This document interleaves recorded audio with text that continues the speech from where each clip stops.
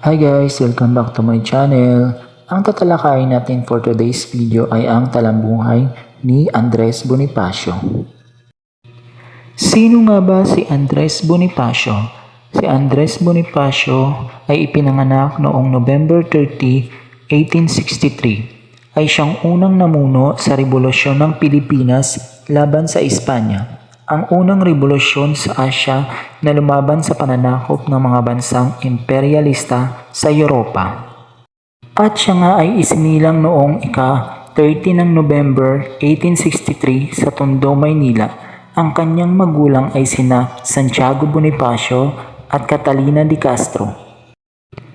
Siya ay nagsimulang mag-aral sa paaralan ni Don Guillermo Osmeña sa Misik sa Binondo, Maynila. Subalit siya ay maagang nahinto sa pag-aaral. Bagamat siya ay nahinto sa pag-aaral, may angkin siyang talino at marunong siyang bumasa at sumulat, at dalubhasa na rin sa pagsasalita sa wikang Kastila. At naulila sa magulang ng maaga sa edad na 14. Naging tindero siya ng ratan at pamaypay na gawa sa papel de Hapon. Nagtrabaho din siya bilang sales clerk, agent at bodigista warehouseman. Nahilig siyang basahin ang mga nobela ni Jose Rizal at nang itinatag ang La Liga Filipina, sumapi siya kasama ni Apolinario Mabini.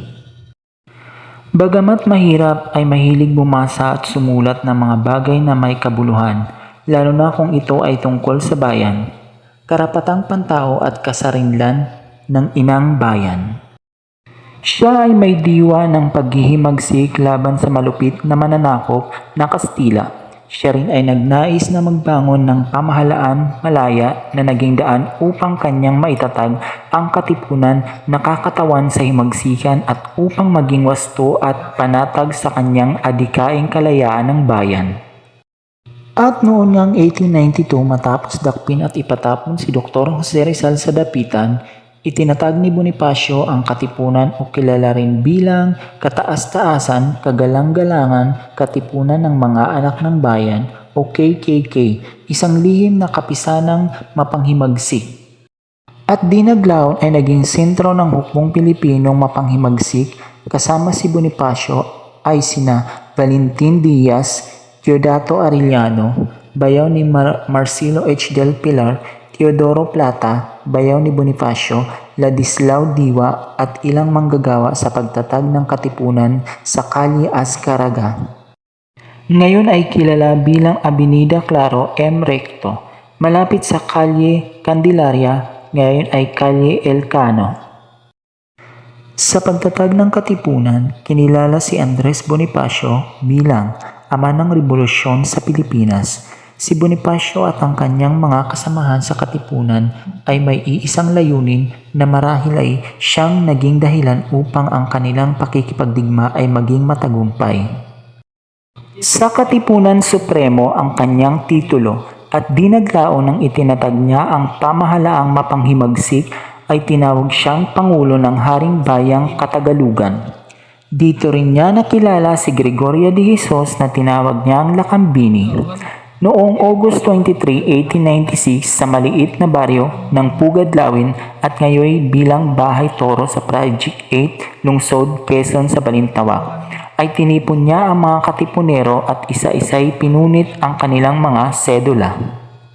Sa gitna ng rebolusyon, isang halalan ang naganap sa Tejeros, Cavite. Sa kahilingan ng mga katipunerong magdalo na ang lumahok ay mula sa Cavite lamang.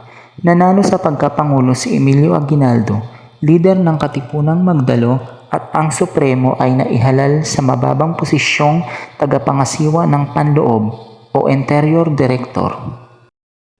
Dahil sa ang mga kasapi ng Magdalo ay mga may kayang tao sa hilagang kanlurang bahagi ng Cavite at kanilang mga tagasunod. Ayaw nila kay Bonifacio sapagkat ito ay isang laki sa hirap at ayaw nilang tanggapin na sila ay pinamumunuan ng isang mahirap na kagaya ng Supremo. Kaya't minamaliit nila ang kakayahan nito. Nang sinubukan ng mga kasapi ng Lupon na mga Magdalo na usisain ang kakayahan ni Andres Bonifacio na gawin ang tungkulin ng isang tagapangasiwa ng panloob, na ayon sa kanila ay gawain lamang ng isang abogado, Nainsulto si Bonifacio, idineklara ng Supremo bilang Pangulo ng Katipunan na walang bisa ang naganap na eleksyon dahilan sa pandaraya sa botohan ng mga magdalo. Dahil dito kinasuhan si Bonifacio ng sedisyon at pagtataksil ng mga magdalo. Habang hindi pa nakakaalis ng Cavite, siya ay ipinahuli at ipinapatay ni Aguinaldo sa kanyang mga tauhan.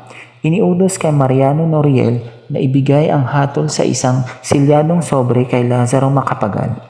Iniutos ang pagbaril kay Bonifacio kasama ang kanyang kapatid na lalaki, si Procopio Bonifacio, noong ika-10 ng Mayo 1897, malapit sa bundok Nagpatong o bundok Buntis. Hanggang ngayon hindi pa rin natatagpuan ang labi niya. At yan nga ang iilan lang sa talambuhay ni Andres Bonifacio. Naway may napulot kayong aral sa aking video. Maraming salamat po.